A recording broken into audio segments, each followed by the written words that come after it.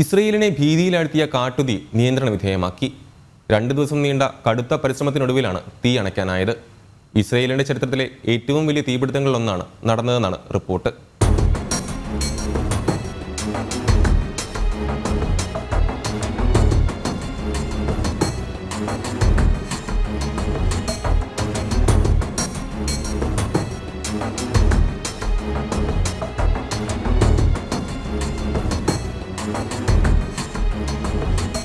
ഇസ്രയേലിനെ വൻ ഭീതിയിലാഴ്ത്തി 2 ദിവസമാണ് തീ പടർന്നു പിടിച്ചത്. കടുത്ത പരിശ്രമത്തിനൊടുവിലാണ് തീ നിയന്ത്രിക്കാനായത്. 2 ദിവസം കൊണ്ട് ജെറുസലേമിനും ടെലവീവിനുമിടയിൽ 20 ചതുരശ്ര കിലോമീറ്റർ ചുറ്റളവിൽ കത്തിനശിച്ചു. ഏകദേശം 30 മണിക്കൂറിന് ശേഷമാണ് കാട്ടുതീ നിയന്ത്രണ വിധേയമാക്കിയതെന്ന് ഫയർ ആൻഡ് റെസ്ക്യൂ സർവീസ് അറിയിച്ചു. വരണ്ട കാലാവസ്ഥയും ശക്തമായ കാറ്റുമാണ് തീയണയ്ക്കൽ ദുഷ്കരമാക്കിയത്. ആയിരക്കണക്കിന് ആളുകളെ പ്രദേശത്തു നിന്നും മാറ്റി പാർപ്പിച്ചിരുന്നു.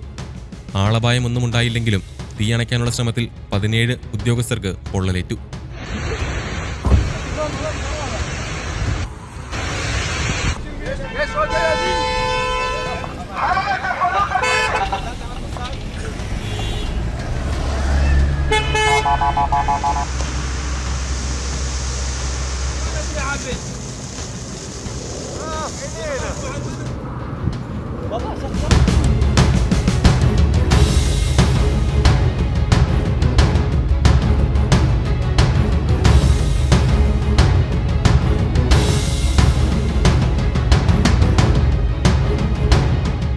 റോഡുകളും ട്രെയിൻ ലൈനുകളും വീണ്ടും തുറക്കുകയും പ്രദേശത്തു നിന്നും ഒഴിപ്പിക്കപ്പെട്ടവർക്ക് അവരുടെ വീടുകളിലേക്ക് മടങ്ങാൻ അനുമതി നൽകുകയും ചെയ്തതായി അധികൃതർ അറിയിച്ചു.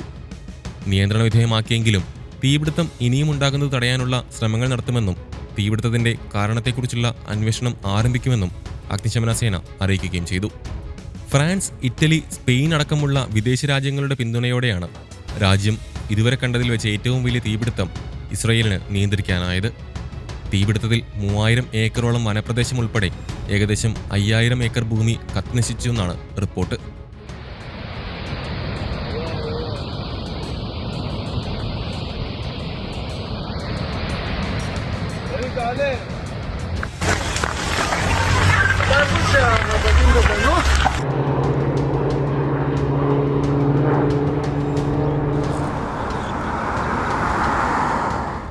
വെസ്റ്റ് ബാങ്കിലെ കാനഡ പാർക്കിന്റെ ഏകദേശം 70% ഉൾപ്പെടെ തീപിടുത്തത്തിൽ നശിച്ചിട്ടുണ്ട്. ആരെങ്കിലും മനഃപൂർവ്വം ചെയ്തതല്ലെന്നും തീപിടുത്തമുണ്ടായത് കാൽനടയാത്രക്കാരുടെ അശ്രദ്ധ മൂലമാകാമെന്നുമാണ് വിലയിരുത്തൽ. വിവിധ യുദ്ധങ്ങളിൽ കൊല്ലപ്പെട്ട ഇസ്രയേലി സൈനികരെ സ്മരിക്കുന്ന ദിവസമാണ് വൻ അഗ്നിബാധ ഉണ്ടായത്.